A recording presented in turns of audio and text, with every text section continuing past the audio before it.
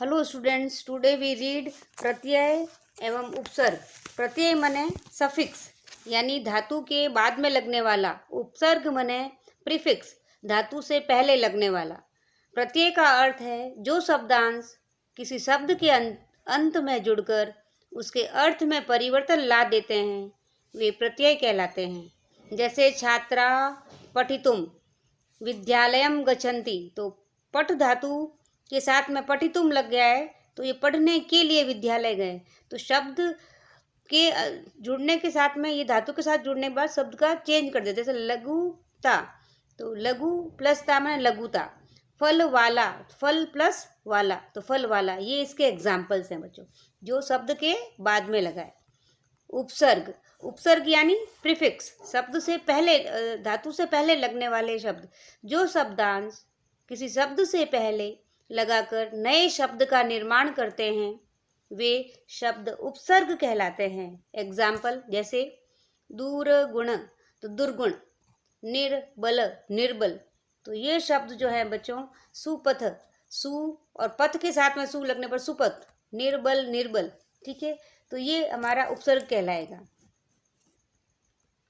Next हम अब read करेंगे प्रत्यय उपसर्ग, सफिक्स एंड प्रीफिक्सेस। अधोत्तानि वाक्यानि अवलोकयत, निम्नलिखित वाक्यों को देखिए। Look at the following sentence. छात्रा पठितुम यानी पढ़ने के लिए विद्यालयम गच्छन्ति, छात्रा पढ़ने के लिए विद्यालय जाते हैं। तो इसमें पठित, पठ धातु के साथ में पठितुम लग गया है तो ये प्रत्यय बना है। ते तत्र पठित्वा, तो कत्वा धातु के साथ में कत्वा लगने पर ये पढ़कर बन गया, यानी शब्द का अर्थ ही चेंज परिवर्तित हो गया है। गृहम आगच्छन्ति, ऊपरी दत्त वाक्यों में दो पद आए हैं जो पठ धातु से बने हैं। पठ प्लस तुमुन पठितुम, पठ प्लस कत्वा पठित्वा।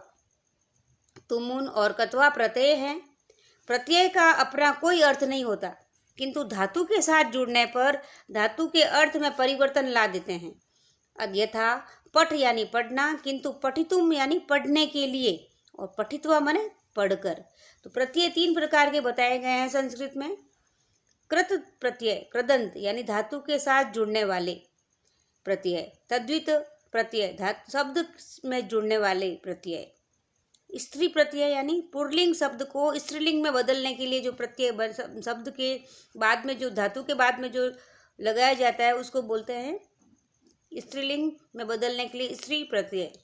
यहाँ कृत प्रत्ययों में केवल कत्वा, तुमुन और लेप प्रत्यय का ध्यान देंगे। कत्वा प्रत्यय, कत्वा प्रत्यय का प्रयोग कर या करने के लिए, करने का अर्थ होता है। कत्वा के क हलंत का लोप होकर केवल त्वा शेष रहता है। जब वाक्य में दो क्रियाएं होती है तो पहली क्रिया कर या करने के लिए अर्थ का प्रयुक्त होती है, तब धातु के साथ कत्वा प्रत्यय का प्रयोग होता है। यथा रामः गृहं गत्वा पठति, राम घर जाकर पढ़ता है। तो गत्वा माने घर जाकर, गच्छति से गत्वा बन गया बच्चों। तो गत्वा माने गत्वा, ये प्रत्यय लग गया हमारा। क्या प्रत्यय लगा इसमें? कत्वा। तो कत्वा का क हलंत है और त्वा दिख रहा है हमें, तो क इसमें हाइड है त्वा के अंदर। यहाँ गत्वा पद में गम कत्वा, तो त्वा यानी त्वा ही दिख रहा है हमें, गत्वा रूप बन गया है।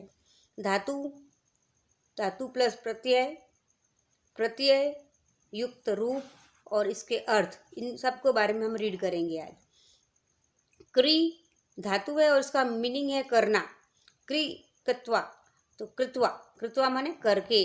भू भुक्त्वा, भूत्वा यानी होकर। आप माने पाना, आपक्त्वा, आपकत्वा, आपत्वा। तो क हाईलाइट, साइलेंट देखो इसमें हाइड है, सारे में दिख नहीं रहा आपको। कृत्वा, भूत्वा, आपत्वा, कृत्वा, गत्वा, ज्ञात्वा। तो इनके साथ में आप प्रत्यय, जब आपको बोलेंगे प्रत्यय इसको अलग करो, तो आप इसमें क्र प्लस कत्वा लिखोगे। भू प्लस कत्वा, आप प्लस कत्वा, क्री प्लस कत्वा, गम प्लस कत्वा, ज्ञा प्लस कत्वा। इनके मीनिंग क्या है? पहले में कृत्वा में करने, करके। भूत्वा माने होकर, आपत्वा माने पाकर, कृत्वा माने खरीद कर, गत्वा माने जाकर, ज्ञात्वा माने जानकर।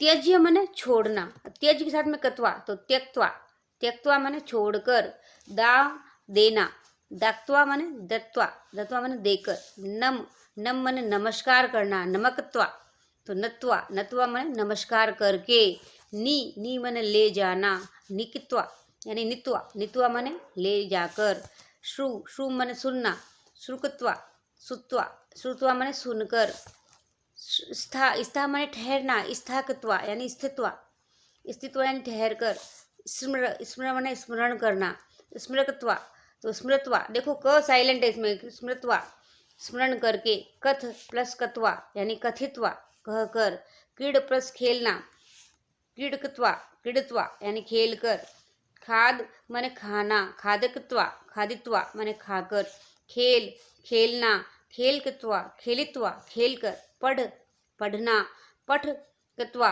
पठित्वा पढ़कर, पत माने गिरना, पतकत्वा यानी पतित्वा पतित्वा यानी गिरकर, रक्ष करना, रक्षा करना, रक्षकत्वा रक्षित्वा रक्षा करके, हस माने हंसना, हसकत्वा हसित्वा हंसकर, लिख माने लिखना, लिखत्वा लिखित्वा लिखकर, दृश देखना, दृशकत्वा दृष्टवा देखकर। अब हम पढ़ेंगे ल्यप्य प्रत्यय, यानी शब्द के बाद, शब्द में धातु के साथ में ल्यप्य प्रत्यय लग जाता है तो उससे शब्द क्या बनते हैं। जब धातु से पूर्व उपसर्ग होता है तब कृत्वा प्रत्यय का स्थान पर ल्यप प्रत्यय का प्रयोग होता है। इस प्रत्यय का प्रयोग भी कर या करने का अर्थ ही होता है। ल्यप के ल और प का लोप होकर केवल य बन जाता है। जैसे रामः गृहम् आगत्य पठति, राम घर आकर पढ़ता है। तो राम आगत्य प्रत्यय, आगत्य में क्या देखो क्या जुड़ा है बच्चों, ल्यप्य जुड़ा है, तो ल्यप हाइड है इसमें और त्य हमें नजर आ रहा है आगत्य, य की जगह हमें त आधा और य सो क्या मानेंगे इसके अंदर, ल्यप्य प्रत्यय का लोप है। ठीक है बच्चों, अब हम इसके बारे में पढ़ेंगे। आगमलप्य यानी आगत्य, गम, तो इसका उपसर्ग है, गम धातु है और ल्यप क्या है बच्चों, प्रत्यय। तो इसमें तीनों चीज़ों का देखने को हमें मिलेगा कि इसमें उपसर्ग भी है, धातु भी है और प्रत्यय भी है।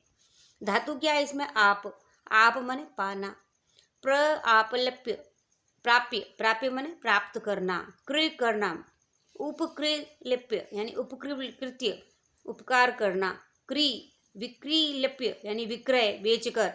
पहले विक्री माने तो खरीदना होता है बच्चों, लेकिन क्री के साथ में वी उपसर्ग लग गया और ल्यप पे लग गया तो उसका अर्थ क्या हो गया, बेचना, बेचकर।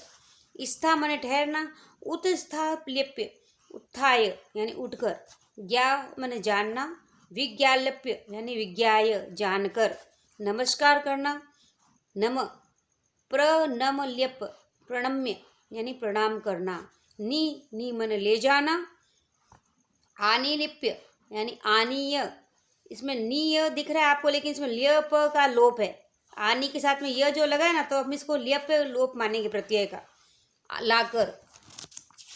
नेक्स्ट है हमारे गम माने जाना, और आगम ल्यप यानी आगम्य आगत्य माने आकर, त्यज्य माने छोड़ना, परित्यज्य ल्यप्य यानी परित्यज्य छोड़कर, इक्ष माने देखना, परीक्ष ल्यप्य यानी परीक्ष्य यानी देख कर, दा माने देना, आधा लप्य आ प्लस दा प्लस लप्य यानी आदाय, आदाय माने लेकर। तुमुन, अब हम पढ़ेंगे, पहले ल्यप्य का प्रत्यय पढ़ा, अब हम पढ़ेंगे तुमुन का प्रत्यय। तुमुन प्रत्यय का प्रयोग मतलब अर्थ है इसका के लिए, अर्थ को प्रकट करता है, धातु के साथ होता है और तुमुन में उन का लोप होकर तुम शेष रह जाता है। रामः पठितुम विद्यालयम गच्छति, राम पढ़ने के लिए विद्यालय जाता है। तो पठितुम माने पठ प्लस तुमुन यानी और तुमुन से क्या बन गया, तुम, यानी न हाइड हो गया और म के ऊ की मात्रा हट करके और म की हलंत लग गया। तो पठ के साथ में तुमुन लगा तो क्या बन गया बच्चों, ये पठितुम। क्र के साथ में तुमुन लगा तो कर्तुम माने करने के लिए, क्रेतुम माने खरीदने के लिए, गम तुमुन मने गंतुम, जानने के लिए। ज्ञातुम मने जानने के लिए। गंतुम मने जाने के लिए और ज्ञातुमुन मने जानने के लिए। दातुमुन दातुम, देने के लिए। श्रुतुमुन श्रोतुम, सुनने के लिए।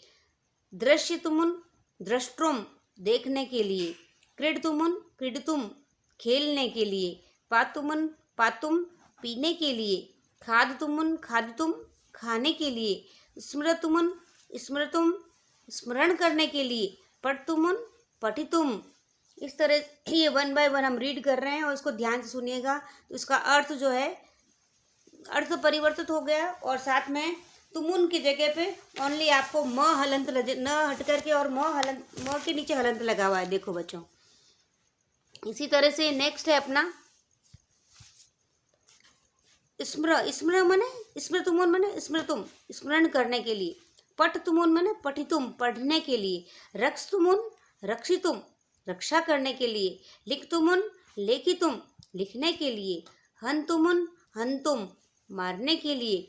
हस्तुमुन हसितुम, हंसने के लिए।